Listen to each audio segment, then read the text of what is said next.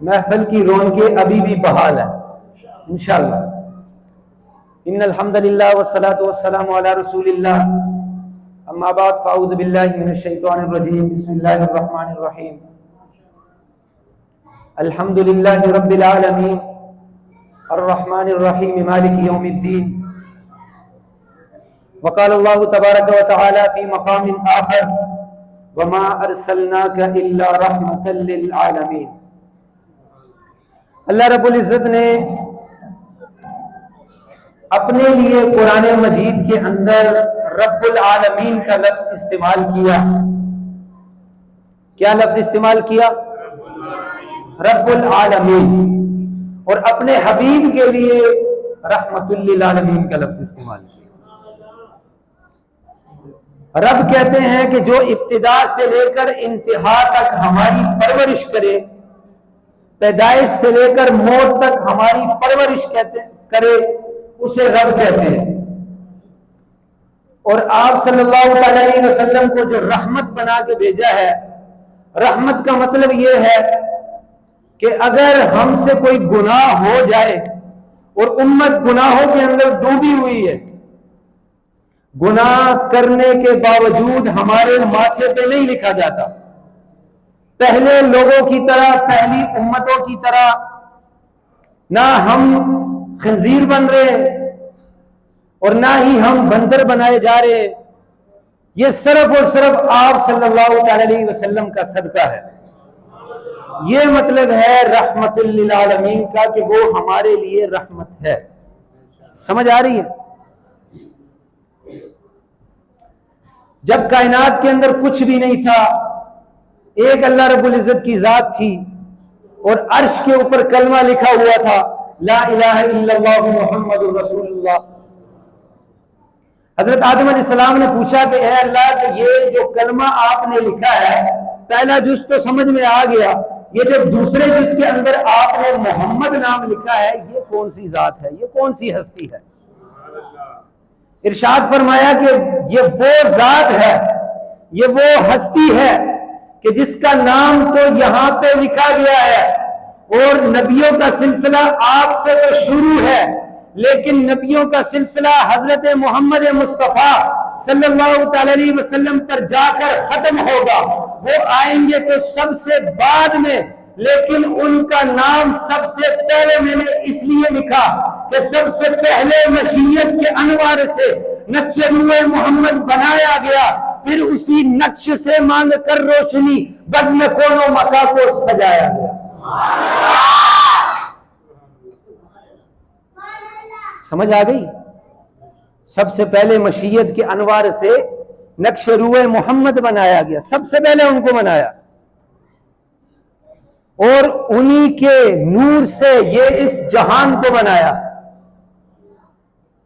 اب مزید سنیں کہ شاعر کیا کہہ رہا ہے۔ سب سے پہلے مشیت کے انوار سے نقش روح محمد بنایا گیا، پھر اسی نقش سے مانگ کر روشنی بزم کونے و مکا کو سجایا گیا۔ وہ محمد بھی، احمد بھی، حامد بھی، محمود بھی، اس نے مطلق کا شاہد بھی، مشہود بھی، ظاہراً امیوں میں اٹھایا گیا۔ ہمیں کس لیے غم ہو حشر کے دن، اے اہل محفل، میرے آقا ہے وہ، میرے مولا ہے وہ، جن کے قدموں میں جنت بسائی گئی، جن کے ہاتھوں سے کوثر لٹایا گیا۔ آپ صلی اللہ علیہ وسلم دنیا کے اندر بھی ہمارے لیے تڑپے۔ آپ صلی اللہ علیہ وسلم نے ہر دور کے اندر، ہر سیکنڈ کے اندر، ہر لمحات کے اندر اپنی امت ہی کو یاد کیا، جاتے ہوئے بھی امت کو یاد کیا۔ اور یاد رکھے کہ آپ صلی اللہ علیہ وسلم قیامت والے دن بھی ہمیں یاد رکھیں گے، ہمارے لیے سجدے میں جائیں گے، اور اللہ کو کہنا پڑے گا کہ ارفع راسک یا محمد، اے محبوب آپ سر اٹھائے، جو مانگنا چاہے میں دوں گا، جو بھی مانگنا چاہے۔ اور ہمارے محبوب اس طرح جولی پھیلائیں گے، ساری امت کا مطالبہ کریں گے کہ ساری امت دے دے تاکہ جنت چلی جائے۔ وہاں پر بھی آپ صلی اللہ علیہ وسلم کے دل کے اندر غم ہوگا، تڑپ ہوگی،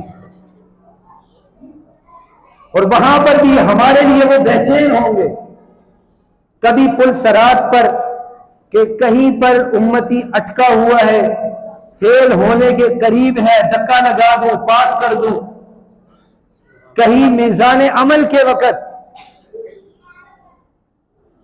کوئی امتی پھنسا ہوا ہے، فیل ہونے کے قریب ہے، میں دھکا لگا دوں، پاس کرا دوں، ان کو آگے جو ہے نا اس کو پاس کروا دوں۔ آپ صلی اللہ تعالی علیہ وسلم وہاں پہ بھی ہمارے لیے تڑپیں گے، اور جنت آپ صلی اللہ تعالی علیہ وسلم کی قدموں کی خاک ہے، اور آپ صلی اللہ تعالی علیہ وسلم کے ہاتھوں سے کوثر، یہ ساری چیزوں کو شاعر نے ان اشعار کے اندر بند کیا تھا۔ قرآن کی محفل ہے، آپ صلی اللہ تعالی علیہ وسلم کے بے تحاشا معجزات ہیں، بہت زیادہ معجزات ہیں۔ آپ صلی اللہ تعالی علیہ وسلم نے اشارہ کیا، درخت زمین کو چیرتے ہوئے آپ صلی اللہ تعالی علیہ وسلم کے قدموں میں آ گیا۔ آپ نے اشارہ کیا چاند کی طرف، دو ٹکڑے ہو گیا۔ آپ نے یہاں پہ دعا کے لیے ہاتھ اٹھائے، وہاں پر ابو ہریرہ کی والدہ کی زبان سے کلمہ جاری ہو گیا۔ یہاں پہ آپ صلی اللہ تعالی علیہ وسلم نے ہاتھ اٹھائے دعا کے لیے، وہاں پر عمر قدموں میں آ گیا۔ وہ عمر جس سے عرب لرزتا تھا، جس کے عصا سے مکہ کی سرزمین کے اوپر زلزلہ آیا تو عصا مارا، کوڑا مارا کہ آپ پر انصاف نہیں ہو رہا،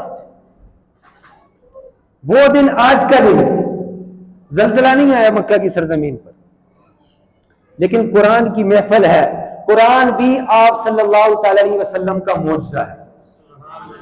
اس کا ایک ایک حرف ہمارے پاس موجود ہے، اس کے اندر کوئی تحریف نہیں ہے، کوئی رد و بدل نہیں ہے، اگر کوئی کرتا بھی ہے تو سامنے آ جاتا ہے، پکڑا جاتا ہے۔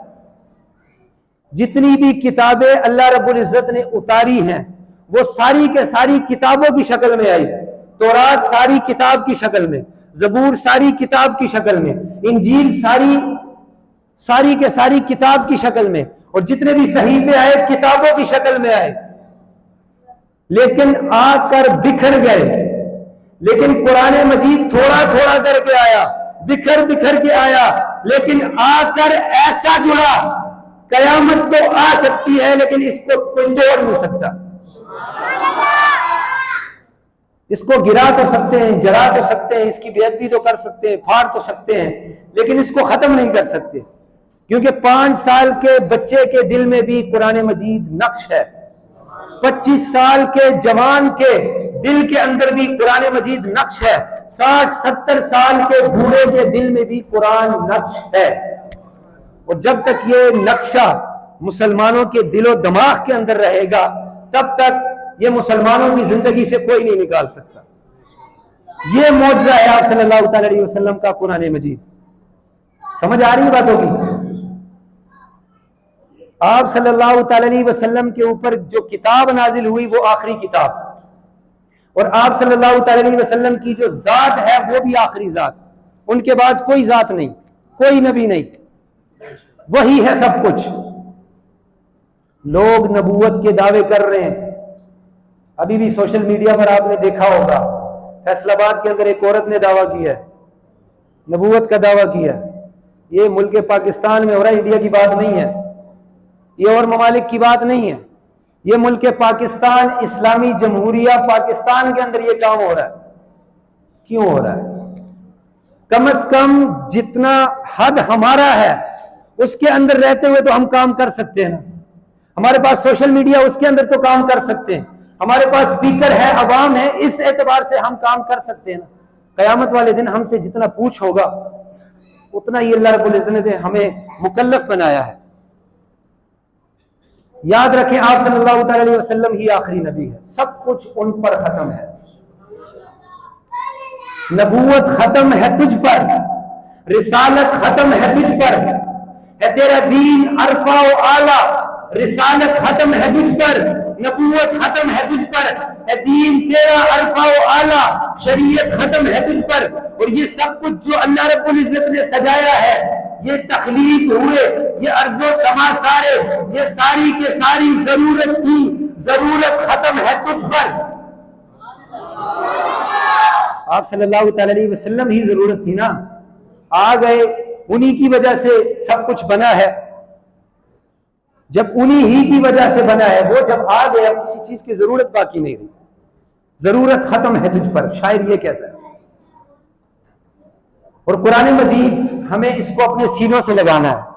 آج اگر فلسطین کے اندر قرآن مجید کو گرایا جا رہا ہے، وہاں پہ تراویح کے اندر اگر قرآن مجید سنانے کے لیے لوگ کھڑے ہوتے ہیں تو ان کو دھکے مارے جاتے ہیں،